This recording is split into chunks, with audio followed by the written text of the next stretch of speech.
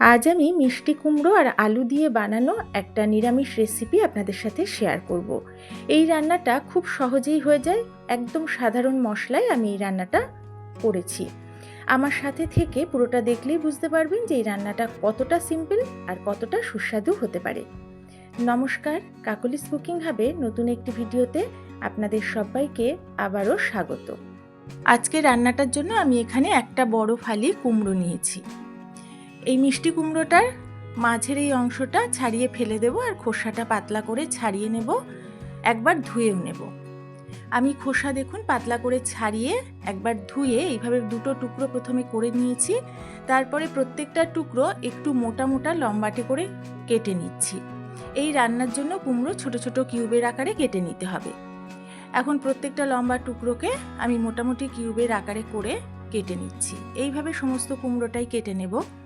মিষ্টি কুমড়োর অনেক রকম রেসিপি আপনারা খান, এই রান্নাটা একদম সাধারণ মশলায় তৈরি হবে, অথচ খেতে কিন্তু ভীষণ সুন্দর হবে। যেভাবে রান্না করেছি এইভাবে অবশ্যই করে একবার দেখবেন। সবগুলো কেটে নিয়েছি, এখন এগুলোকে তুলে রাখছি। এই রান্নাতে আমি আলু দেব, আমি সেই জন্য একটা বড় সাইজের আলু খোসা ছাড়িয়ে ধুয়ে নিয়েছি। এবার আলুটাকে কেটে নিচ্ছি। এখানেও আলুটাও একটু ছোট ছোট টুকরো করে কাটতে হবে। এই রান্নাটা আপনারা সম্পূর্ণ আলু ছাড়াও কিন্তু করতে পারেন, ভীষণ ভালো লাগবে। আর যদি আলু কেউ বেশি পছন্দ করেন আরও একটু বেশি আলুও দিতে পারেন। পুরো আলুটা কেটে নেওয়ার পর আমি এগুলোকে একটা পাত্রে তুলে আবারও ধুয়ে নেব। এবার গ্যাস ওভেনে আমি একটা কড়া বসিয়ে দিয়েছি। কড়াতে দিয়ে দিচ্ছি 4 চা চামচ মতো সর্ষের তেল। সর্ষের তেলটা আমি এখন হাই ফ্লেমে গরম করে নেব। তেলটা নাড়াচাড়া করে খুব ভালো করে গরম করে নিলাম। এখন গরম তেলের মধ্যে আমি দিয়ে দিচ্ছি কেটে রাখা কুমড়ো আর দিচ্ছি কেটে রাখা আলু। গ্যাসের ফ্লেমটা মিডিয়াম টু হাইতে রেখেছি। এইভাবেই নাড়িয়ে চাড়িয়ে প্রথমে তেলের সাথে মিশিয়ে নিয়ে প্রায় 2 মিনিট মতো আলু আর কুমড়ো এইভাবেই ভেজে নেব। প্রথমেই ঢাকা দেব না বা লবণও দেব না, তাহলে জল বেরোলে এগুলো ভালো করে ভাজা হবে না। প্রায় 2 মিনিট মতো আমি এইভাবে আলু কুমড়োটা ভেজে নিলাম। এখন আমি এর মধ্যে দিয়ে দিচ্ছি হাফ চামচ মতো লবণ।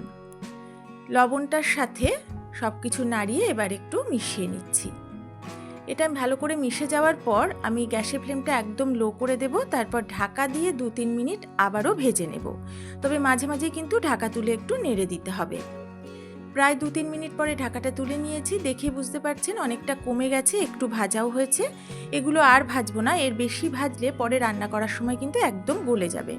এখন তেলটা ঝরিয়ে ঝরিয়ে এগুলো আমি অন্য বাটিতে তুলে রাখছি। ভাজা আলু আর কুমড়ো তুলে নেওয়ার পর ওই কড়াতে আমি দিয়ে দিচ্ছি 2 চা চামচ সর্ষের তেল। তেলটা খুব ভালো করে গরম করে নেব। তেল ভালোভাবে গরম হয়ে গেছে। এখন এতে আমি ফোড়নে দিচ্ছি প্রথমে একটা তেজপাতা, মাঝখান থেকে ছিঁড়ে দিয়ে দিলাম। এবারে দিচ্ছি একটা শুকনো লঙ্কা, মাঝখান থেকে একটু ছিঁড়ে নিয়েছি। এখন দিচ্ছি 1/4 চা চামচ মতো গোটা জিরে আর দিচ্ছি 1/4 চামচ গোটা মৌরি। এই মৌরিটা দেওয়ার ফলে গন্ধটা কিন্তু খুব সুন্দর হয়। ফোড়নটা প্রথমে একটু নেড়েচেড়ে নিলাম, তারপরে লো ফ্লেমে ঢাকা দিয়ে আমি 20 থেকে 25 সেকেন্ড ভেজে নেব। 20-25 সেকেন্ড পরে ঢাকাটা তুলে নিয়েছি। ফোড়ন থেকে সুন্দর গন্ধ বেরোচ্ছে, কালারটাও চেঞ্জ হয়ে গেছে। একটা মাঝারি টমেটো কেটে রেখেছিলাম, সেটা দিয়ে দিলাম। এবার আমি টমেটোর মধ্যে দিয়ে দিচ্ছি সামান্য একটু লবণ, যাতে টমেটোটা তাড়াতাড়ি নরম হয়ে যায়। এবার লবণটা নাড়িয়ে ভালো করে মিশিয়ে নিচ্ছি। এইভাবে মিনিটখানেক আমি একটু ভেজে নেব। তারপরে গ্যাসের ফ্লেমটা লোতে করে ঢাকা দিয়ে আরও 2-3 মিনিট ভাজবো, যাতে টমেটোর কাঁচা ভাবটা চলে যায় আর টমেটোটা সেদ্ধ হয়ে যায়। প্রায় 2 মিনিট পরে আমি ঢাকাটা তুলে নিলাম।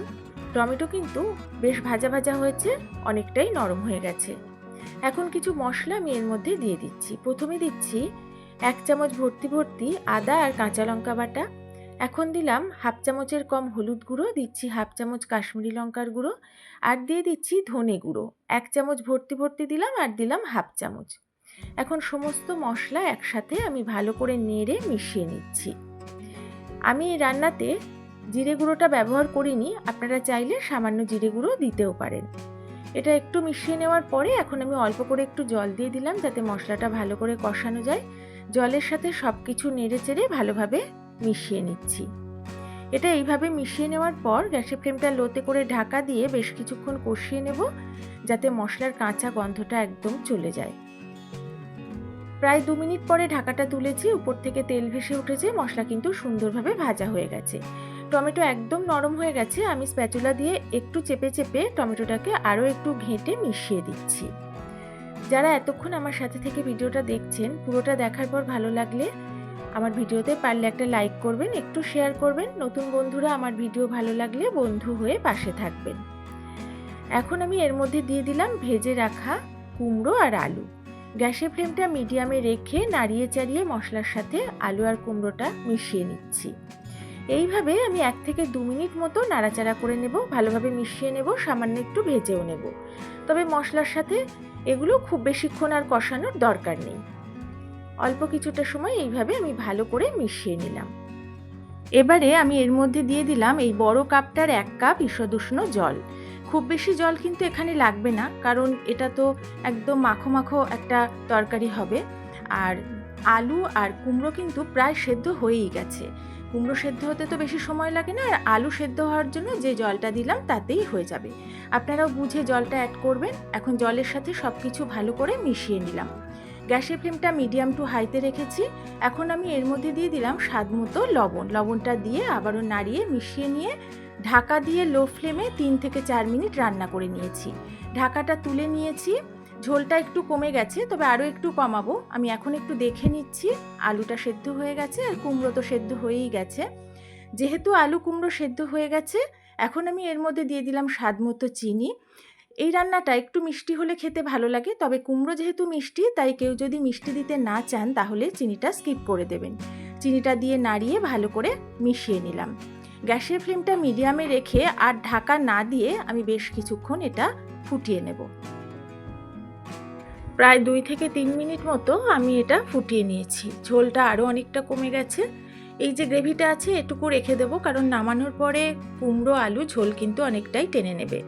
আমি এর মধ্যে 1/4 চা চামচ মতো দিয়ে দিলাম গরম মশলার গুঁড়ো, আর এখন দিচ্ছি ফ্রেশ কিছুটা ধনেপাতা কুচি।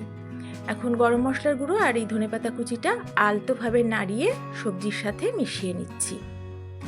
এগুলো দেওয়ার পর খুব বেশিক্ষণ আর ফোটানোর দরকার নেই। রান্নাটা কিন্তু আমার একদমই কমপ্লিট। লবণ মিষ্টি সবই আমি আগেই চেক করে নিয়েছি। লবণ মিষ্টি ঝাল এটা কিন্তু অবশ্যই আপনারা আপনাদের স্বাদ মতো দেবেন। এবার আমি গ্যাসের ফ্লেমটা অফ করে দেব, তারপরে ঢাকা দিয়ে 5 মিনিট স্ট্যান্ডিং টাইমে রেখে দেব। সম্পূর্ণ নিরামিষ মিষ্টি কুমড়ো আলুর তরকারি একদম রেডি হয়ে গেছে। দেখতেই পেলেন একদম সিম্পলভাবে বানিয়েছি, কিন্তু খেতে দুর্দান্ত হয়।